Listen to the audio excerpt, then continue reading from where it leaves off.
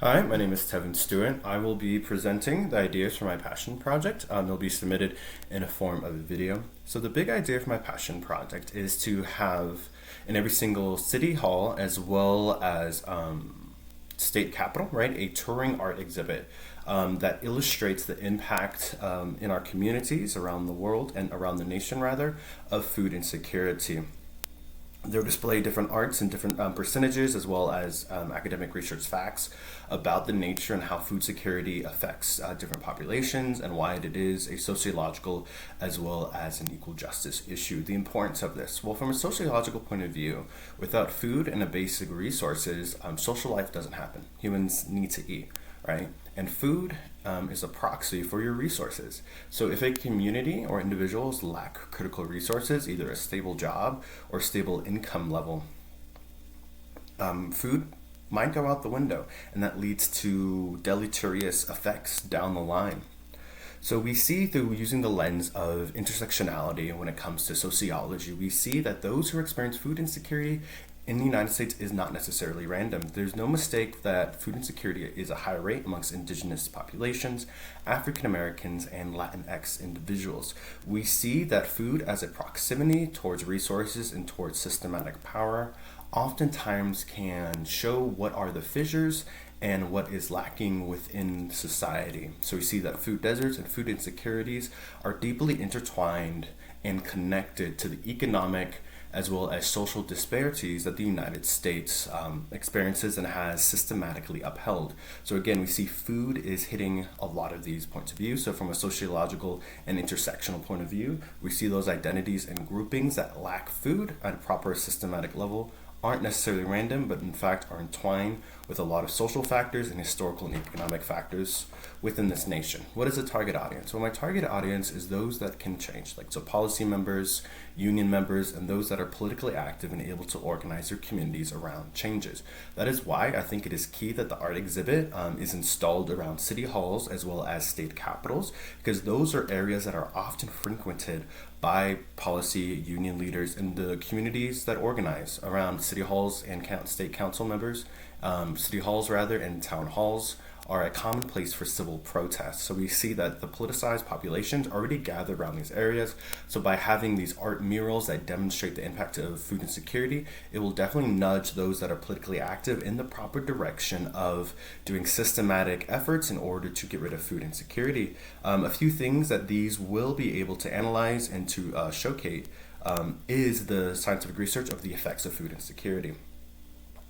So as Kelly 2020, as they note in their research, food insecurity is really hard on the heart. So we see how that again ties to a social justice as well as health outcomes. So food insecurity means you don't have enough to eat. And if that hurts your heart or worsens your heart overall, we see that that means either you're taking more sick days, either you're taking more time off, either you're not able to be there for your kids or your community because you have to look after your own heart, right? And we see that in fact, if other specific demographics have to go to the hospital because of their heart health, because of food insecurity, we see how this actually becomes a deleterious life event down the line. It can end in early, unfortunately, end in early passing away due to food insecurity. So you see how this does become a life or death issue. And also Crow in 2018 noted how minorities are more likely to live in food insecure areas. And so again, that just proves once more that the way we have food deserts and the way we allocate food and resources within our society is deeply linked to our historical inequality as well as those who have systematic power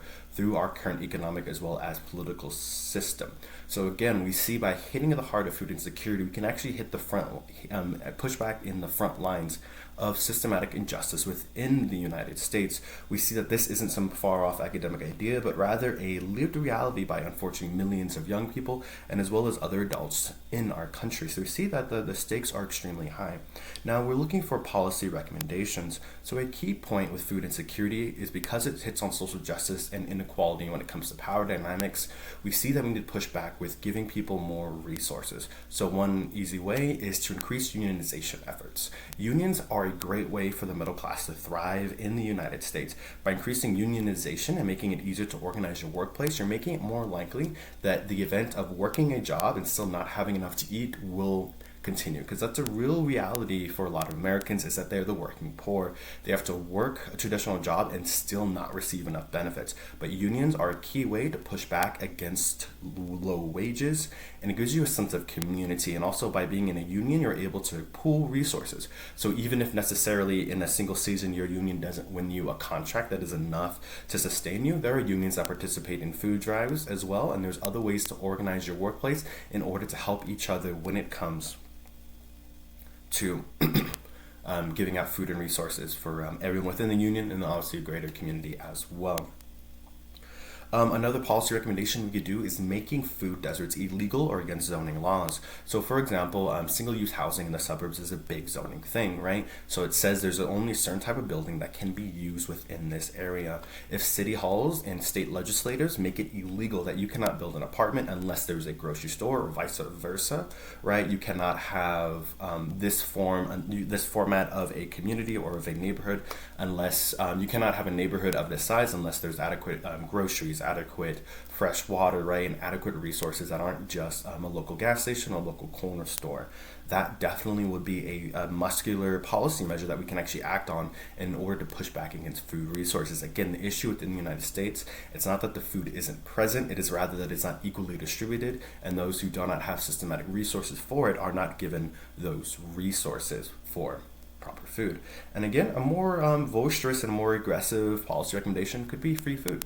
We could say that is enshrined within the United States Constitution, that people have the right to not go hungry at night, people have the right not to experience these deleterious health effects due to the nature of the food distribution. So a really long off, but a very boisterous and a very muscular policy measure is enshrining as a human right the right for proper nutrition, right? And obviously that will take dramatic political change in our current political environment. But again, if we target those in leader, right, city council members, congresspeople, governors, and those that can organize their workplaces as well, we can definitely push for some more egalitarian measures in the Constitution and more egalitarian measures when it comes to food. So just in summation, we see that food insecurity and pushing against it actually hits on key focal points within the American politics. It hits upon the history of racial inequality within the nation. We see that it is not random those who experience food insecurity, but rather it is in tune with our systematic system.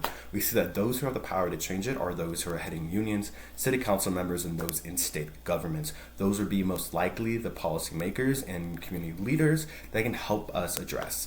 Some key measures we can push through is by the unions, higher wages, right?